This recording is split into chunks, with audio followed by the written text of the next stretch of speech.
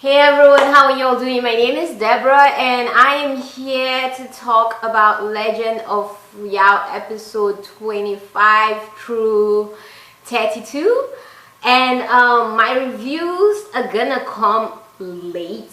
You're gonna see this maybe probably 2 weeks after, just because I got copyright striked for my past two reviews that I did for the episodes, which is a wrong copyright strike because I didn't include any video or anything of Legend of Fuyao in it, but I got a copyright strike. So I did file for a counter copyright notification strike. That means that I filed to YouTube that I'm ready to seek legal repercussions and with the company, because I know that I didn't use anything of theirs. I simply reviewed it, which is legal under fair use, and I used the pictures of the actors and the actresses in it, which is also legal under fair use for review purposes. So YouTube has accepted it and they've sent it off to the company in charge of Legend of Fuyao, and I need to wait 10 days to get a reply from them. So when you see this, it's probably gonna come really late. I don't know if I'm gonna keep doing like all the reviews weekly, or I'm just gonna take off from the week that my videos are put back up, but I'm gonna still do 25 through 32 just because I really wanted to talk about this that week's episode. So if you're still interested in knowing my thoughts about that week's episode, if you're far ahead or you're not that far ahead and you really want to know what I'm saying, then keep watching. Alright, so grab your teacups and come along with me on this journey as we talk about Legend of Fuyao episode 25 through 32. Let's go. Yeah. Alright, so like all my reviews, I'm gonna be looking down on my notes and we're gonna start from what I loved so far in this week's episode. So I absolutely loved our main's chemistry. It was definitely off the charts this week. I was here for all of the kisses and all, especially Fuyao being the one who initiates the kisses, like the scene where they were in the bar and she saw Wuji again and she was drunk and Wuji wanted to kiss her and she kind of walked away, and you can see his slight anger and irritation, like, girlfriend, well, are we gonna kiss or are we not gonna kiss? And next thing we know, Fuyao grabs his face and starts kissing him. I was literally screaming. That scene was everything to die for. That is my girl. It goes so well with Fuyao's character traits that I just absolutely loved it. Something else that I wanted to talk about is how happy I love how happy she was to see him alive after Zhan tricked her into killing the fake Wuji. Like, she did find out, which I really liked too, how smart she was to deduce that this isn't her Wuji and all. But I love that even though she knew it was the fake Wuji, it still shook her so much that when she saw him, she was so relieved. Like, it was a trauma for her. It was like her worst nightmare, killing Wuji. Like, it was literally in her face. This is a possibility of something that might actually happen and stuff. And what will I do in such a situation? And is this how I'll feel in such a situation? So it was her worst nightmare that she had to confront. But I like, in a weird way, I like that she's already confronted that. So in future situations, we'll know how to deal with it. Do you get where I'm coming from? But I really love how relieved and happy she was to see him, because it really showed. If you are not sure of Fuyao's feelings for him at that moment, you are sure, or you are sure that this girl really does care for Wuji. So I really love that scene. Something else I like is Fuyao's loyalty. Like, once she's loyal to you, except you really let her down, there's no going back for Fuyao. Fuyao will not betray you. You might betray Fuyao, but Fuyao is not someone that betrays someone. That's one thing I love with her relationship with the crazy princess, and how she was loyal to her. And she said that how she said even if it was for Wuji, she would betray the woman. That even if it means the spell not being removed from her, the spell that's on Fuyao not being broken, that she would betray betray her. Like she wouldn't do that. That she's come to love and care for this woman. That she wouldn't just sell her loyalty just like that. Not even for Wuji. And I like how even though Wuji was kind of frustrated about it and stuff, he still respected that and was happy about that concerning her, because it really showed how different she is from the other concubine who was ready to sell out her father just to become queen. And that concubine, can we just talk about how stupid she was? Because girlfriend, if you're willing to sell even your own father just for power, what makes you think that Wuji would think that you will also sell him out just for greater power if someone else bigger than him comes? Like, he's not a fool to leave all his hopes on you. He has to have someone else. He can't just fall in love with you because you showed him who you truly are. Someone who literally betrays her family and doesn't care if her whole family gets killed as long as she gets that power. That was just really, really stupid of her. But back to our main couples, I definitely love the scene with the fake crazy mom princess, where she was taking care of Fuyao, and Fuyao was reminiscing on the fact that, or thinking about how she doesn't have a mom, and this lady was treating her like her daughter. That scene was really touching, and I actually really felt for Fuyao and the princess in that moment, and I just wished it could be that Fuyao is her daughter, even though for those of us who watched ahead or who've read the book, we already know Fuyao's real identity. But yeah, that was a really touching scene that I absolutely loved this week. Another thing that I definitely love is how smart they both are, and they're working together, especially the scene where they fought against Zhan, which is something that I want to go touch on. The scene with the fight with Zhan, was I the only one like kind of dumbfounded as to why? I mean, they did tell us that Zhan is good with martial arts, and he's been kind of suppressing his martial arts for the right time. We already knew that, but we didn't know that he was that good that even Wuji and Fuyao, Wuji the best, literally best fighter apart from Zhang in the 5 kingdoms, added with Fuyao's powers and breaking the night heaven stuff, couldn't beat, okay, actually she hasn't really perfected that, but still Wuji and Fuyao together couldn't beat amazing Zhan. Like seriously, I feel that might have been a plot hole and stuff, but that part just kind of rubbed me wrong. I'm like, seriously, even 2 of them could not beat Zhan up and kill him. Like, he beat them like literally, and they beat him. It was kind of equal, but I didn't like that. I wanted it, the way they had brought or sold Wuji and Fuyao to us made it seem like apart from Zhang, no one else can literally beat them. But then when you bring these 2 together, they are unstoppable. But then you bring a little Zhan and suddenly Zhan is up to par with them. That didn't really sit right with me. And I wasn't the biggest fan of that scene and that moment.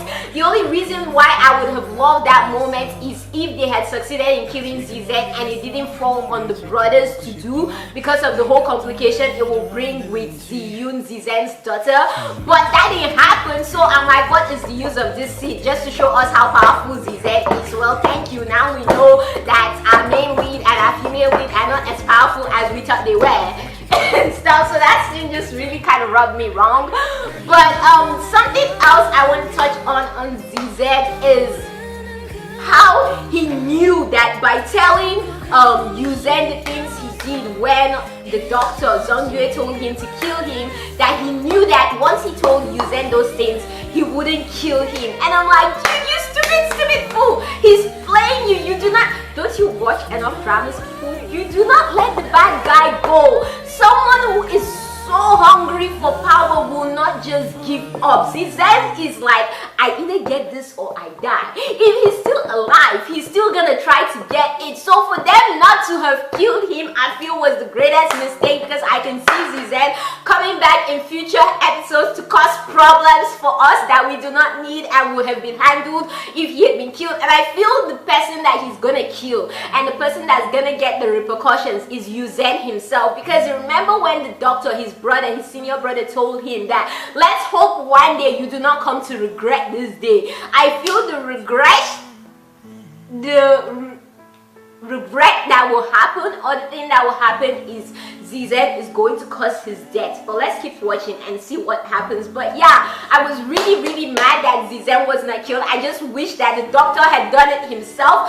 But then again, when we come to find out about how the doctor has sold 40 years of his life just for this revenge, that's what makes me even more mad. He gave 40 years of his life just for this revenge, and at the end of it all, so many people died, so many lives were lost, all for what? For Zhan to still be alive? Like, then what is the use of the whole 24 plus episodes that we've watched? It just makes the whole episodes useless, because at the end of the day, we did not achieve the goal we were seeking to achieve. Do you get where I'm coming from? So that part really kind of annoyed me. But then when you look at it from another instance, in that Zhang is the doctor, is practicing the black arts, but even though he's practicing the black arts, unlike crazy Fuyao, who was actually practicing black arts too, the darkness didn't consume him, because if he had killed Zhan, then he would really have been consumed by the darkness. But thanks to Wuji's friendship,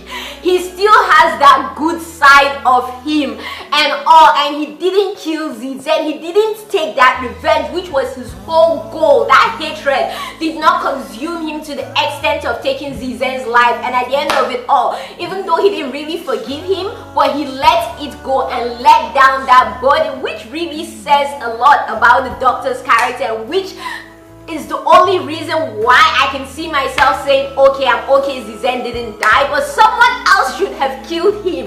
If the doctor was not going to kill him for whatever reason, so he's not really all that dark, someone else should have done the killing. Leaving Zhan alive is the greatest mistake that this drama has made so far. And it's not, because he's gonna come back, and he's gonna come back for repayment.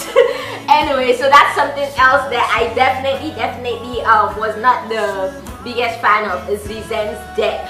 But I absolutely love Wuji and Zhang's relationship, their friendship, and you can just see how they're both willing to go to great lengths for each other. And you know how Fuyao is always talking about how Wuji uses the people near him, and he can literally betray blah blah blah just for power or his goal, to achieve his goal, the people with him. But I don't think he can ever do that to the people he really loves, like the doctor, Fuyao. Well, Fuyao, he kind of used her. He tried to use her, he didn't succeed. But I don't really see him betraying the people he really loves, and all just for the greater good, when it really comes to it. Like, he can definitely put his life on the line just for the people he loves. And we saw that not just with Fuyao, but with the doctor, and how when he saw the doctor almost dying when he came, and that was when we found out about the whole black art stuff, and he put his hand on the doctor and tried to make everything okay and bring the doctor back to us and stuff. We saw how he was willing to even risk his life just to make sure that the doctor doesn't die. If that is not true friendship and romance right there, I don't know what is. This is one relationship that this drama needs to keep going, and don't, like, you guys should not destroy this relationship. In a weird way, it also reminds me of Nirvana in Fire, with the whole team of romance between the king and Mei Chansu's character, Prince Jingyan, and Mei Chansu's character. But yeah, that's something that I definitely wanted to touch on also. Also, something else that did remind me of Nirvana in Fire is the scene where Ziyun tested the doctor and tried to check if he was really the little brother that she was fond of when she was young. It just reminded me of Ni Huang and Mei Chengsu, when Ni Huang was so sure that Mei Chengsu is Mei Chengsu, but everyone kept on telling her that no, this is not your Shu Gege and stuff. But she's like, no, I am 100% sure this is Shu Gege, but you guys are telling me this is not Shu Gege. So it just really reminded me of Nirvana in Fire and stuff. Was it just me, or was there anyone else out there who's watched Nirvana in Fire that was reminded of Nirvana in Fire?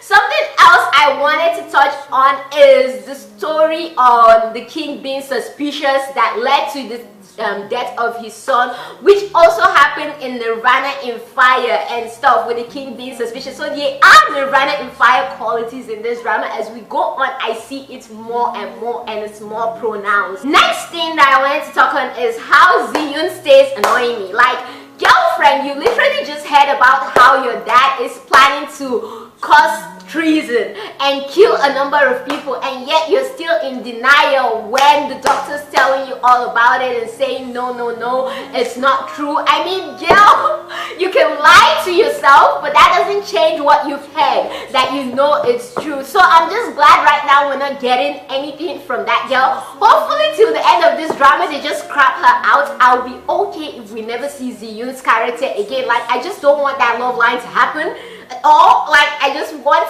it to be gotten rid of. But I'm really glad for Yunhen that he ended up becoming a king, even though he's a king of a shell of a kingdom, because almost everyone is dead and stuff, and the way it was gotten was just so sad. But I am very happy that the assistant of Wuji, Zhang Feng, did not die, and Zhang Hinian also didn't die. I was so worried that Zhang Hinian was gonna die during the war and stuff, but thankfully Zhang Hinian didn't die, so that's something I'm very thankful for, because I really love his character. The scene I want to talk about once more is Doctor and Fuyao's relationship. Was I the only one that was legit screaming when we saw the Doctor again when we went to Fuyao's Wuji's kingdom? And I'm glad we've come to his kingdom now and we're handling that part. But I was literally so happy when we met him again, and his relationship with Wuji. Like, my favorite scene for this week was where they were talking and bargaining about Fuyao and Seven working for him and stuff, and working one day and resting for 5 days or 6 days, and I'm like, y'all stupid and stuff. And I just love how he immediately sent her to Wuji. Like, as we saw Wuji, he knew she was coming, but he didn't know when or how. He knew that they would end up meeting in his kingdom, but it was actually Doctor who basically sent her to Wuji's doorstep, like, here you go, here's your girlfriend, now please let us rest and stuff. So I really love their relationship and their vibe. Like, their chemistry is off the charts, and I just keep shipping them. Like, if he is not with Fuyao, like was the case in the book, then let him not be with anyone. Like, not that he was with Fuyao. What I mean is, if he's not in love with Fuyao like it was in the book, then let him not be in love with anyone at all in this drama. Let him just be going on his goal of helping his friend, and I'll be okay with him as a character. Like, don't ruin the Doctor for us by creating a stupid Ziyun love line that nobody asked for. Anyways, so that's just my own thing with the Doctor. I definitely love him and Fuyao's relationship and dynamics. I find myself looking forward to seeing the two of them together, and just how they just feed off each other and stuff, and like, nothing you do surprises me. I really don't like you, but I have to deal with you because we have a common denominator and stuff. But yeah, my favorite quote this week was when Wuji said, if Zizan really hanged you, today would have been his day of death. Like, that was when Zizan called her to kill the fake Wuji, and I'm like, damn, that is my boo. That scene was just freaking awesome. I definitely love that scene. But yeah, what was your favorite scene? What did you love about this week? What was your whole thoughts about Zizan's non-death /death that should have happened? Non-death /death that should have happened. Let me know in the comments down below. My final thoughts is, I'm definitely still hooked to this drama. I definitely love the chemistry between our leads. I love how for once in the drama, the good guys are winning and winning and winning, and the bad guys aren't winning. On to Folian, I can definitely see that she's playing Fuyao. If you've watched the upper episodes, then you know what's gonna happen. But I can definitely see that she's playing Fuyao, and she's obviously the other princess, which has been revealed, but we're gonna ask that. I can definitely see that she's playing Fuyao. I don't like her already. I was already suspecting she's the cause of the whole so-called sickness that's been going around before you guys find out what's going on later. But I really don't like her, and I can't wait for us us to get rid of her like we got rid of Fuyao and move to the next act. But yeah, let me know your thoughts in the comments down below. What do you think about the episodes that you've watched so far? Even if it's to the most recent one, let me know in the comments down below. And any other drama you'd like me to review. I do want to do Legend of Yunzi because I've read the book also and I'm watching the drama, but I feel like I should wait till the drama is done and then I'll just talk about it, give a total review for people who have probably heard of it. Let me know your thoughts in the comments down below. Don't forget to give this video a like, don't forget to share, subscribe, and keep being awesome, beautiful people you are. From me to you all, you know, because nothing but love for you all.